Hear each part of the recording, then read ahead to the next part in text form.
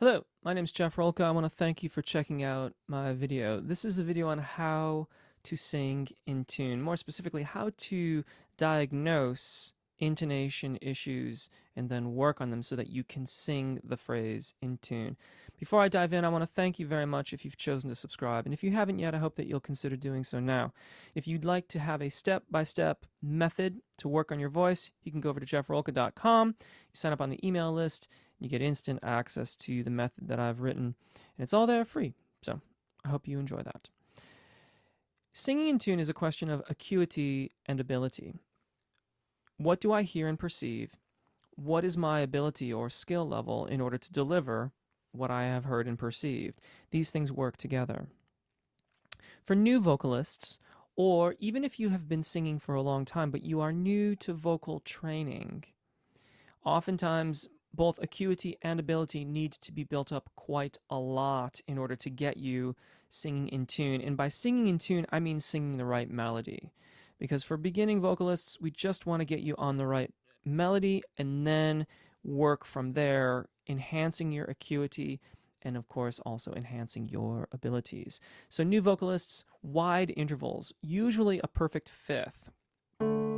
We, we, we. Start on the bottom, sing up, sing back down. Stay in an incredibly comfortable range, like a very, very small, very comfortable place in your voice. We, we. When that is getting reliably consistent, reverse what you're singing. So start on the fifth and sing down to the tonic. We, we, we, we, we. Even starting on the fifth will challenge your acuity a little bit more, and that is going to help develop your abilities, and we keep on refining that. The next step, when that gets reliably consistent, is to start doing triads so that you get a little bit narrower intervals still. We. And after that, you get scales. And once you get scales, we're working on resonance and alignment. And that's where intermediate vocalists come into play. Intermediate vocalists, we've got to get our vowels to align. So by that, I mean we can sing E, A, A, O, and U, and they sound rather similar. They resonate the same. E, A, O, U. All of those vowels are said to be in alignment. If there are great discrepancies in the way my vowels sound, E, A, O, that in and of itself can create intonation or tuning, if you will, problems. For the advanced vocalist, this is a daunting question because there are so many possibilities for intonation issues. And by an advanced vocalist, I'm talking about having our vowels in alignment. I'm talking about having experience singing into the zona de passaggio, and ultimately above the secondo passaggio, and probably even having matching resonances above the secondo passaggio. And there are so many factors, including environmental factors. What's your practice schedule like? Have you been practicing regularly? Are you well rested?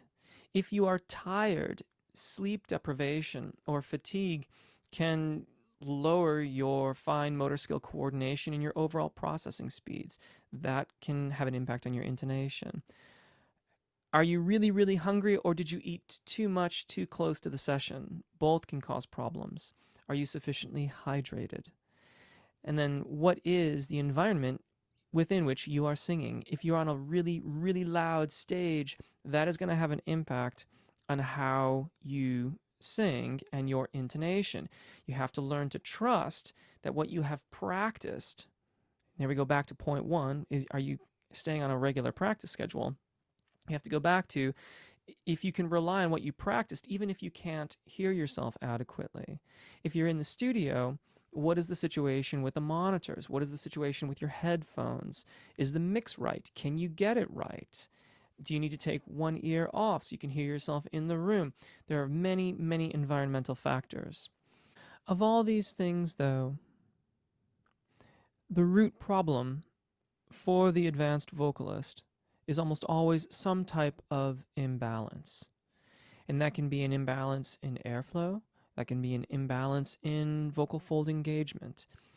It can be a combination of the two or a misunderstanding of them. Or if you haven't really worked through the melodic and intervallic content of your song, you can be underestimating where you need to be energy wise at a given point in the tune. Most often, these problems are noticed in the zona de passaggio or secondo passaggio. They're typically not as prevalent in the thyroarytenoid dominant range of the advanced vocalist's delivery. So let me unpack that for just a moment. If I'm out of balance here, I sang that with far too much vocal fold engagement. But when I compare it against a more well-balanced approach, there's some differences, sure. Most of them are what I feel internally. But externally, there isn't a ton of difference. The problem, however, occurs when I try to go into the zona de passaggio.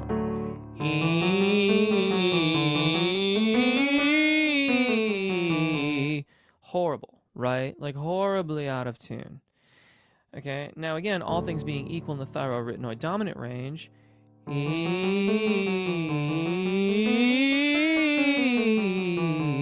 a much more even delivery into the zona de passaggio, and that will continue to carry on up above the secondo passaggio as well. So we have to analyze, we have to actively analyze and look at the content of the songs that we're singing in order to develop the skill set to sing it in tune. And let's just say the words of our piece are "Go home now," right? And the melody is "Go home now, go home now." What are my vowels? Go, O, home, O, now, ah. That's it. Oh, I'm going to change those vowels specific to where I change in my melody. And then I turn it into a vocalization.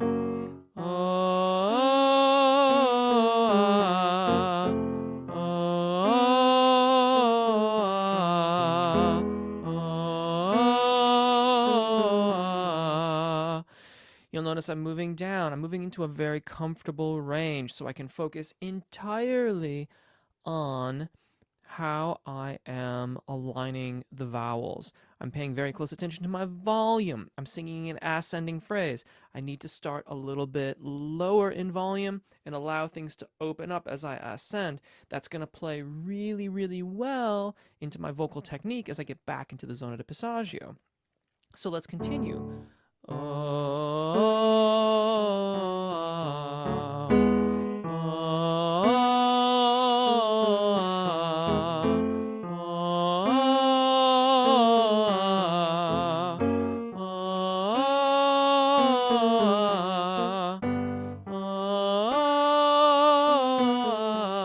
Now, as a general rule of thumb, for the challenging sections of your songs, we want to vocalize a major second to a minor third above the highest pitch. So that was the original key I started in. I'm going to go a little higher.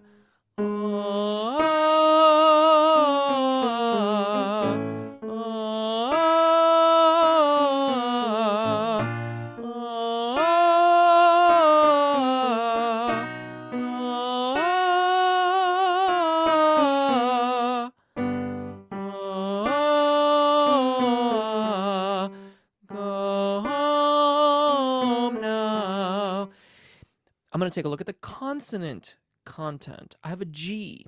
G's are sort of guttural utterances, right? It's the rear of the tongue. G, g, g. That can really, really mess up my airflow. I want to lighten it. Go home, go, go. That's too soft. G is too hard. Go home now. We have to figure out the G. The H on the word home at the top. That's tricky. An H separates the vocal fold. So putting it on the high note is asking for trouble. I didn't really do that intentionally. It just kind of worked out that way, but there you have it. So I have to make sure that the H doesn't separate the vocal fold too much. If it does, go home, I'm going to end up straining for that O. Go home now. Go home now. I want to compact that H to get into the O vowel. If I haven't said it before, vowels. We want to focus on the vowels, particularly in the zona de passaggio. Singer's priority list, right? Airflow, melody, vowels, consonants. Airflow, melodies, vowel, consonants. We're going to go through that checklist here. Now, next up, we have two diphthongs, the N and the W. A diphthong is when a vowel turns into a consonant or vice versa. If we sing into the diphthong, it can create problems, most notably strain and poor intonation. Go home now. You can hear how the now is all messed up, right? Go home now. I want to get through the N, and I'm going to wait for the W until I'm just about done. Let's say I had one or the other. Let's say I just sang into the W. Go home now. It closes the melody off. It clouds up that vowel, and it's not as good a line. And these are just some of the things that we can deal with when we have songs that go particularly high, or if they have really elaborate riffs and runs. It's really just the beginning, but all of these things play into whether or not we deliver our lines in tune. I do hope this helps, though I must admit I suspect this video will generate more comments and questions than it might necessarily generate answers. But that's what the comment section is for, and that's what the live Q&A on Saturday evenings is for. I hope to hear from you either in the comments or then. Thank you as always. Take really good care of your voices, enjoy singing, and hopefully we'll see you again. Bye.